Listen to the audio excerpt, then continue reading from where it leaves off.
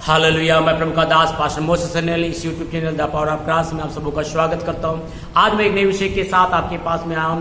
पुराने नियम और नया नियम में आराधना की पद्धति और जीवित परमेश्वर की उपस्थिति में खड़ा रहना, उसकी आराधना करना और स्वर्ग की आशीषों को पाने की तैयारी करने के ऊपर मैं बातें कर रहा हूँ। हालेलुया। आइए हम लोग देख सकते हैं यूहन्ना रचित सुसमाचार 4:24 में परमेश्वर आत्मा है और अवश्य है कि उसकी आराधना करने वाले आत्मा और सच्चाई से आराधना करें। प्रभु के वचन में लिखा परमेश्वर आत्मा है, अर्थात वो सृष्टि नहीं है, वो सृष्टि करता, आपको मालूम होना चाहिए। दूसरी बात है आत्मा के साथ में और सच्चाई के साथ आराधना करना। सच्चाई का अर्थ है बिना मिलावट का, बिना कपट का, बिना दबाव का उस खुदा की आराधना करना जो सारे सृष्टि का स्वामी है और आपके जीवन का स्वामी है, जो आपको पाप क्षमा और अनंत काल का जीवन देता है, उसकी आराधना करें। हालेलुया।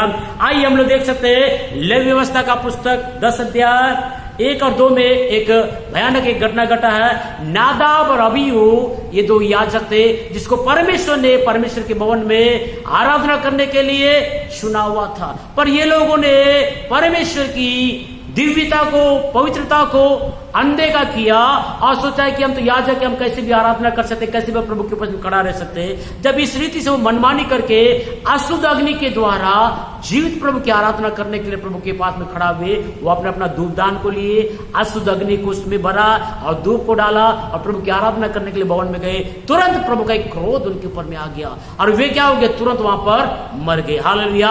अर्थात पुराने नियम में परमेश्वर की उपस्थिति में जाना और आराधना करना साधारण बात नहीं था। हालेलुया। लेकिन हम नया नियम में देख सकते हैं 1 कुरिन्थी 3:16 में कहा, क्या तुम नहीं जानते कि तुम परमेश्वर का मंदिर हो और परमेश्वर की आत्मा तुम में वास करता है। बाइबल ने कहा क्या तुम नहीं जानते तुम परमेश्वर का मंदिर हो और परमेश्वर की आत्मा तुम में वास करता है। प्रभु का धन्यवाद हो। नया नियम में प्रत्येक विश्वासी जो यीशु को उद्धार करता स्वीकार किया, प्रत्येक विश्वासी के शरीर को परमेश्वर अपना मंदिर बना लिया और परमेश्वर उसके अंदर में आना चाहता है और प्रभु चाहता है कि अपनी देह के अंदर से प्रभु की आराधना करे। हालेलुया। और बोला है क्या तुम नहीं जानते परमेश्वर का मंदिर तुम हो। प्रभु का धन्यवाद हो। आप और मैं जो ईश्वर पर विश्वास करते हमारा शरीर परमेश्वर का मंदिर हो गया। आज हम ईश्वर की आराधना करने बहुत दूर मंदिरों में जाने की जरूरत नहीं, हमारा देह परमेश्वर का मंदिर बन गया। हालेलुया। और यहां दिखा है कि इस मंदिर में क्या था, कितने भागों में बटा हुआ था जो ये शरीर परमेश्वर का मंदिर है। 1 थिस्सलुनीकी 5:23 में लिखा है मनुष्य के शरीर के 3 भाग हैं। ये जो मंदिर नया नियम का जो ये मंदिर है, जो पवित्र आत्मा का मंदिर है, इसके 3 भाग थे।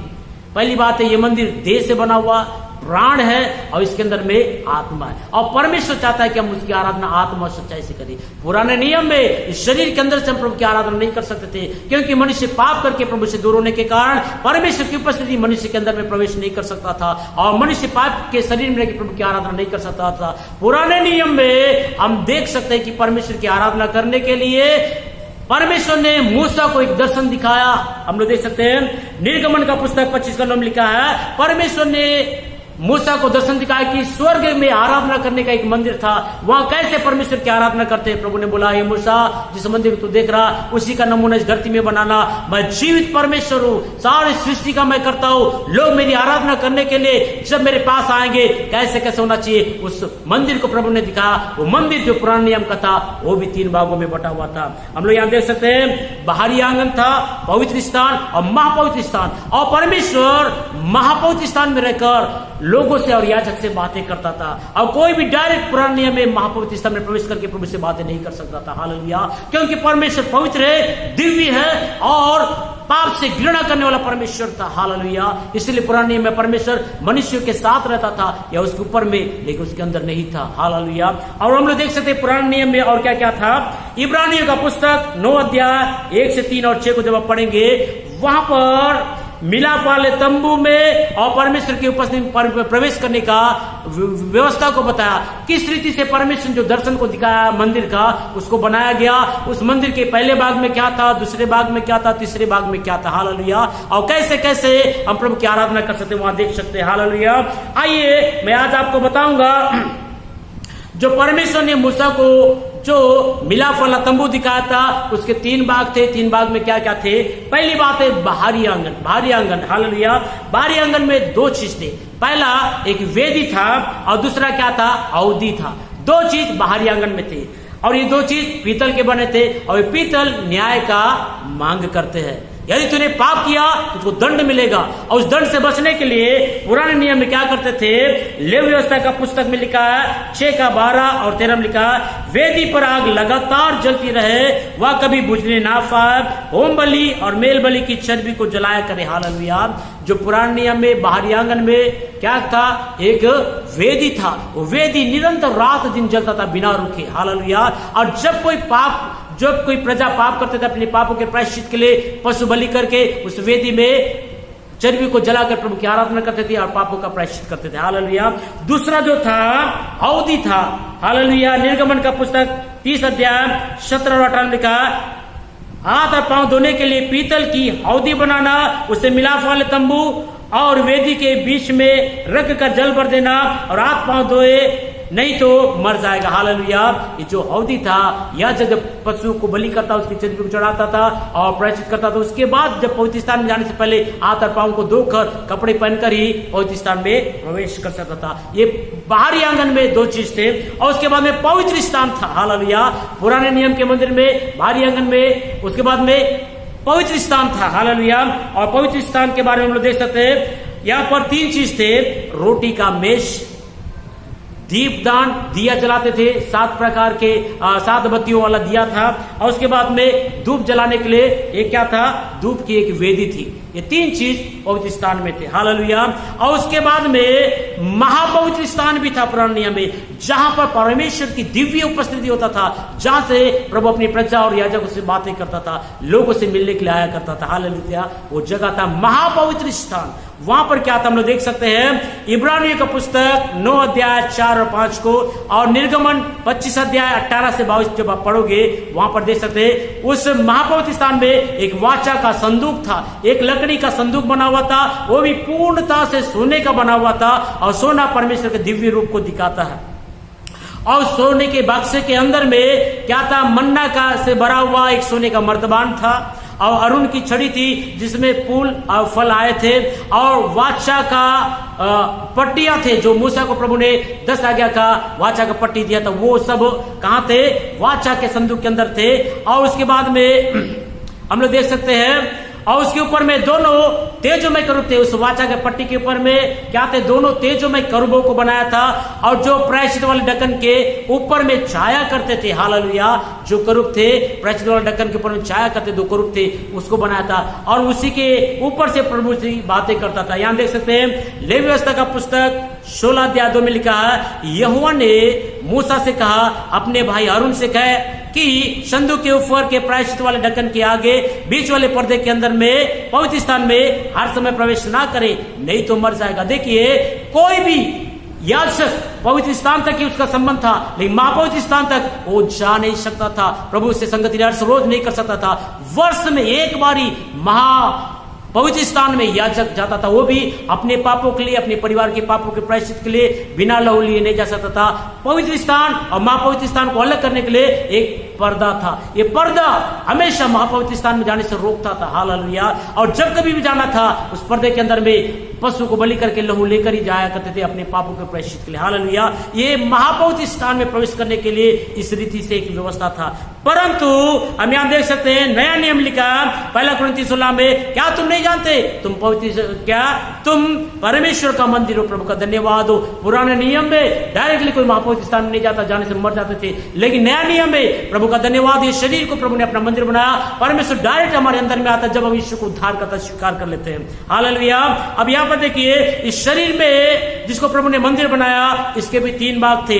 बाहरी आंगन क्या था, देह है, और उसके बाद में पवित्र स्थान हमारा प्राण है, महापवित्र स्थान आत्मा है। हालेलुया। और परमेश्वर क्या चाहता है, हम उसकी आराधना आत्मा और सच्चाई से आराधना करें। पर आत्मा और सच्चाई से आराधना करने से रोकने वाला पहला जो चीज है बाहरी आंगन में हमारा देह है। ये देह कई प्रकार की लालसा और अभिलाषों से भरा हुआ, ये शरीर 5 ज्ञान इंद्रियों से बना हुआ है, जिसके द्वारा, देखने के द्वारा, सुनने के द्वारा, खाने के द्वारा, स्पर्श करने के द्वारा हम भौतिक संसार से क्या करते हैं, संपर्क में आते। और भौतिक संसार की लालसा है हमको इतना मतलब परमेश्वर से अलग कर देते हैं कि हम प्रभु की आराधना आत्मा से नहीं कर सकते। हालेलुया। इसलिए प्रभु के वचन में लिखा है कि इसके ऊपर हमको जय पाना।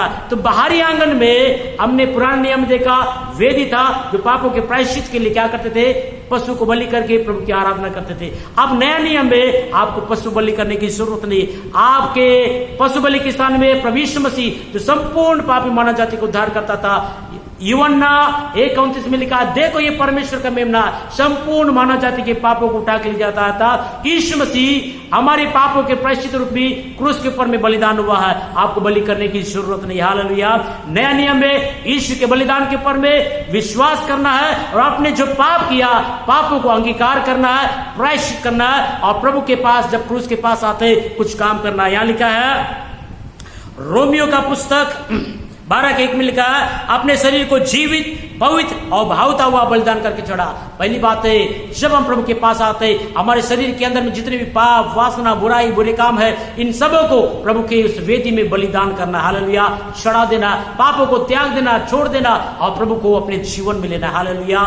बाहरी आंगन में अपने शरीर के 5 ज्ञानेंद्रिय की इच्छाओं को क्या करना है, क्रूस में चढ़ा देना है। हालेलुया। और उसके बाद में लिखा है अपने आप को जीवित, पवित्र और भावता हुआ बलिदान करना। लेकिन यहाँ एक व्यवस्था है, रोमियो का पुस्तक 7 अध्याय 22-23 को पढ़ेंगे तो वहां लिखा है, मैं भीतरी मनुष्य से तो परमेश्वर की व्यवस्था से बहुत प्रसन्न हूं, परंतु मेरे अंगों में एक अलग ही प्रकार की व्यवस्था है। और यहां लिखा है, और मेरे अंगों में दूसरे प्रकार की व्यवस्था है जो मेरी बुद्धि की व्यवस्था से लड़ाई करता है और पाप की व्यवस्था क्या करता है कि बंधन में मुझको बांध के रखता था। हमारे शरीर पाप की व्यवस्था से बंधा हुआ है और ये सब पाप की लालसाओं से भरा हुआ है, इसीलिए तुम आत्मा से आराधना नहीं कर पा रहे। आत्मा से आराधना करने से रोकने वाला हमारा शरीर है। शरीर के अंदर जो पाप का एक व्यवस्था है जो हमको बांध के रखा, इसके ऊपर आपको चेप पाना। आज बहुत से लोग आत्मा से आराधना करना तो चाहते हैं लेकिन वो आराधना नहीं कर पा रहे क्योंकि उनके शरीर की अंगों में एक अलग प्रकार का पाप का व्यवस्था का क्या है, एक बंधन है। उसके ऊपर आपको जय पाना। कैसे आप उसके ऊपर जय पा सकते हैं? इब्रानी का पुस्तक 4:12 में लिखा है, परमेश्वर का वचन जीवित, प्रबल और एक दोधारी तलवार से बहुत चौका है जो प्राण और आत्मा और गांठ गांठ को, गुदे गुदे को अलग करके आर पार छेदता और मन की भावनाओं और विचारों को जांचता है। पहली बात है, जब आप आत्मा की आराधना करना चाहते हैं पहले आपको शरीर रुकता है, तो आपके शरीर के पास जय पाने के लिए क्या करना है? परमेश्वर का वचन के वो ज्यादा पढ़ना है जो जीवित है, वो आपसे बातें करेगा और पाप की व्यवस्था के बंधनों को दिखाएगा, उसमें जय पाने के लिए ताकत देगा। वो जीवित है, आपसे बातें करेगा, दिखाएगा आपका काम है। दूसरी बात है, वो प्रबल है, मतलब वो सारे हमारे पाप के अंगों को, हमारे अंगों में जो पाप का व्यवस्था है उसके ऊपर में जय पाने की ताकत परमेश्वर के वचन में है। और वो क्या है? और एक दोधारी तलवार से बहुत चौका है, मतलब बहुत तेज है प्रभु का वचन जो गुदे गुदे को, गांठ गांठ को आर पार छेदता और मन के विचारों से बातें करता है। ये प्रभु का वचन है। आज बहुत से लोग आत्मा से आराधना करने के लिए मतलब कमजोर हो पाते या सक्षम नहीं हो पाते। कारण क्या? उस शरीर के अंदर की व्यवस्था में देख नहीं पाते। ऐसे लोग प्रार्थना में, वचन में, उपवास में, बाइबल संगति में, चर्च संगति में जाए और तब आप क्या करेंगे? जय पाएंगे। बाहरी आंगन जो हमारा शरीर है, शरीर के सारे पाप के ऊपर आपको जय पाएंगे, तब आप पवित्र स्थान में आएंगे। और पवित्र स्थान में क्या है? पवित्र स्थान क्या है? हमारा प्राण है। प्राण में खून है, ज्ञान, बुद्धि है, प्राण की बहुत सी इच्छाएं हैं जो हमको क्या करता है? आत्मा की आराधना करने से रोकता है। जैसे आप मालूम है, देह एक मांस है, उसके बाद में हड्डी है, हड्डी के अंदर में गुदा है। मान लीजिए जो देह है, बाहरी आंगन है, हड्डी क्या है? हमारा प्राण है, वो बहुत सख्त मजबूत है, पर उसके अंदर जो गुदा है, उस गुदे को छूने के लिए हड्डी को तोड़ना पड़ेगा। अतः हड्डी अर्थात हमारे शरीर में ऐसी इच्छाएं हैं जो पाप को और पाप की प्रवृत्ति को बना के रखे, उसके ऊपर आपको जय पाना, तभी आप आत्मा से आराधना कर सकते हैं। हालेलुया। दूसरा हम लोग देख रहे हैं क्या है? पवित्र स्थान। पवित्र स्थान क्या है? पवित्र स्थान में 3 चीजें जो हमने देखा पुराने मंदिर में क्या था। पहला बात है, मेज की रोटी थी, रोटियों का मेज था, दीपदान था जो दिया जलाते थे, और तीसरा था धूप की विधि। ये 3 चीज जो पवित्र स्थान में थे, ये 3 चीजों का अर्थ हम नया नियम में हम देख सकते हैं। पहला बात है रोटी की मेज। यूहन्ना रचित सुसमाचार 6:35 में लिखा, जीवन की रोटी मैं हूं। पुराने नियम जो रोटी था वो यीशु मसीह था। उस यीशु मसीह से आप ज्यादा आप व्यक्तिगत रूप से संपर्क में आए। हालेलुया। और दूसरा क्या था? दीपदान था, दिया जला के उस पवित्र स्थान को प्रकाशित करते थे। और यूहन्ना रचित सुसमाचार 1:4 और 8:12 में लिखा, जगत की वह ज्योति ज्योति हूं। यदि आप ईश्वर के पास आएंगे, जगत का ज्योति है, वो हर प्रकार का अंधकार जो आपको प्रभु के पास जाने से रोकता है उसको दूर कर देगा। वो जगत की ज्योति है। और तीसरा क्या था? धूप वेदी था। धूप जला के आराधना करते थे। ये जो तीसरा धूप वेदी है, ये पुनरुत्थान की आत्मा से जब हम भर जाते तब हम आत्मा से आराधना कर पाते। ये पवित्र स्थान में ये तीन चीजें हैं। ये तीन चीज सोने के थे। सोना परमेश्वर दिव्य रूप को दिखाता है। हालेलुया। इस प्रकार से जब आप यीशु से व्यक्तिगत रूप से जीवन की रोटी खाएंगे, वचन को खाएंगे और उसके प्रकाश में चलेंगे और उसकी आराधना में बढ़ेंगे, तब आप यहां से प्राण की इच्छाओं से आप आजाद हो जाएंगे। उसके बाद में तीसरा जो है महापवित्र स्थान, जहां पर परमेश्वर की उपस्थिति था, जो याजक भी और रोज नहीं जा सकता था, वर्ष में एक बार प्रवेश करता था। वो भी जो पवित्र स्थान को, महापवित्र स्थान को पवित्र स्थान से अलग करता एक पर्दा था। उस पर्दे के आगे में ही परमेश्वर की उपस्थिति था। हालेलुया। और जो परमेश्वर की उपस्थिति को, हालेलुया, जो महापवित्र स्थान में आता था उसको अलग करने के लिए, रोकने के लिए पर्दा था। हालेलुया। ये पर्दा जब तक नहीं हटता था तब तक वो नहीं जा सकता। पर्दा के अंदर जाना तो लहू को लेके जाना था। लेकिन प्रभु का धन्यवाद हो, नया नियम में आज हम लोग एक चमत्कार की बातों को देख सकते हैं। लूका रचित सुसमाचार 23 का 45 और 40 में लिखा, पर्दा जो प्रभु की उपस्थिति में जाने से रोकता है, हटा दिया गया है, पार डाला गया। जब यीशु मसीह क्रूस के ऊपर में उसको टांग दिया गया, उसके हाथ और पैर में कीले ठोके गए और जब उसने प्राण को छोड़ दिया, और तब क्या हुआ? ओ जो मंदिर का जो पर्दा था दो भाग होकर हट गया और यीशु का लहू उस परमेश्वर की इच्छा को पूरा किया है और उस लहू को लेकर ही महापवित्र स्थान में जाने के लिए द्वार खुल गया। जब आप यीशु मसीह पर विश्वास करते, उसके लहू पर विश्वास करते, आप डायरेक्टली महापवित्र स्थान में जा सकते। इसलिए महापवित्र स्थान में जाने से रोकने वाला क्या था?